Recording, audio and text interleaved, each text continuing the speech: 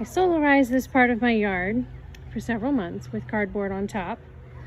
And I was going to make it into a garden bed, and I didn't really know what to do. It's between my house is over here, and that's my neighbor's house. And I decided to make it a wetland. I'm going to reroute this gutter right here to come down here, down the fence, and then feed into this wetland, which will go down to the street. We're back in my yard looking at the wetland area. We've left a rim around the edges. I'm going to put some plants in there. The hole is probably, there's a baby, probably close to 2 feet deep or so. And then we're going to start filling in our clay.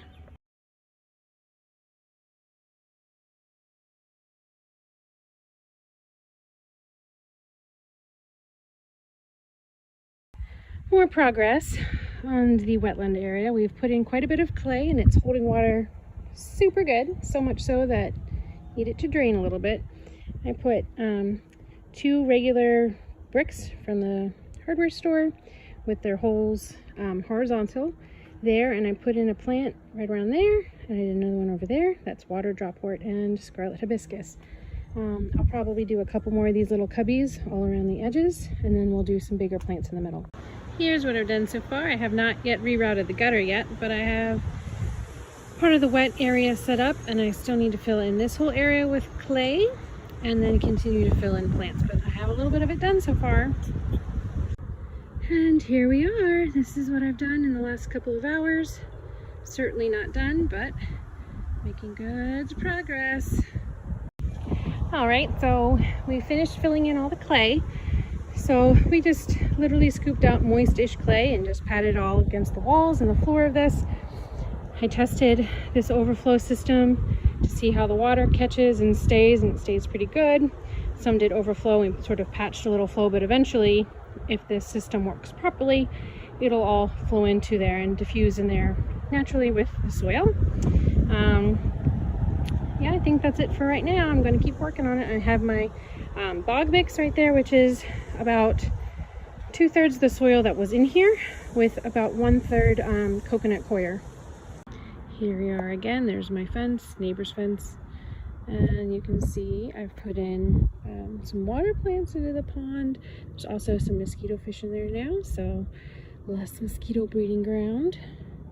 I filled in this whole area with plants, and we're gonna see how they all do. Some of them are probably a little bit too deep, but we'll see how they rise up or not.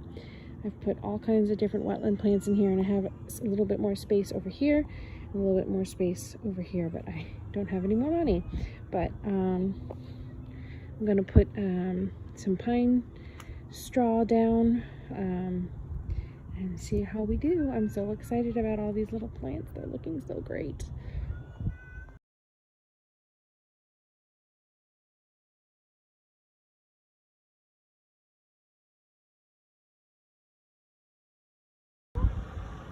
We already got one. There's a monarch that's floating around right there. Anyways, here's my new wetlands. I obviously have stuff everywhere. I laid down a whole bunch of pine straw, so some of the plants are a little bit hard to see right now. And I will do a final tally on how many plants I've added. Hello, welcome to Brevard County, Florida. We're here at a home located in Palm Bay, Florida. Here's one of the home's residents, Miss Amelia. Hi. Hi. You can look at the camera and say hi. Hi. Do you have a new project that's happening at your home that you would like to talk about?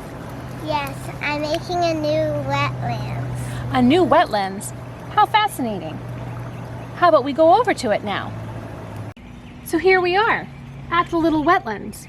Can you tell me about it? What kind of wetlands is it? It is Florida wetlands. Is it a marsh or a swamp? A marsh. A marsh, and why is that? Because it's a little tree. It only has one little tree, and it's dominated by other species. How many other species would you say are represented here? A full 40. Over 40? Yeah. Over 40 species represented in just this tiny little space. What a great habitat. What we have represented here are plants like this beautiful little brown savory. We have eastern smooth beard tongue. We have some other plants in the water, like blue flag iris, and an old log that was here that has some resurrection fern on it. If you look closely into the water, you'll see that there's some little mosquito fish, as well as American lotus and alligator flag. Continuing up and out, we have a variety of species of hibiscus. We have some Stokes aster that's yet to come up, but it's right there. We have some endemic sunflower there. The tree is a pond apple, so it likes water but will tolerate drought. We have some herbs of grace, skullcap, goldenrod, bog hemp, and a tiny little Carolina willow right there. This is called fetterbush right here, and it has really darling little bell-shaped flowers on it when it's blooming. You can see right there. I've got several different milkweeds. I have 3 pink swamp milkweed and 2 white milkweeds right over there. And I also have yellow bidens right there. Got echinacea right here, a swamp rose that's coming out of dormancy, wood sage, and some really lovely seaside ageratum, which I'll zoom in on.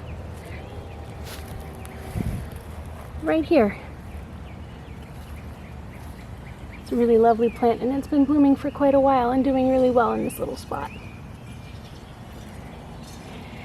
I also have water dropwort right in the back over there, and mock bishop's weed right there. It looks kind of like parsley. Yellow top. There's a horsetail right here. All kinds of different little plants. They're all seeming to do really well so far. We haven't really had any rain. I've watered it a couple of times, and everything seems to be establishing nicely. I'll post my pamphlet and my plant list in the comment section of this video in case you want to look any of that over. I hope that you found it all very informative. It was really fun for me and helped enrich the biodiversity of my yard.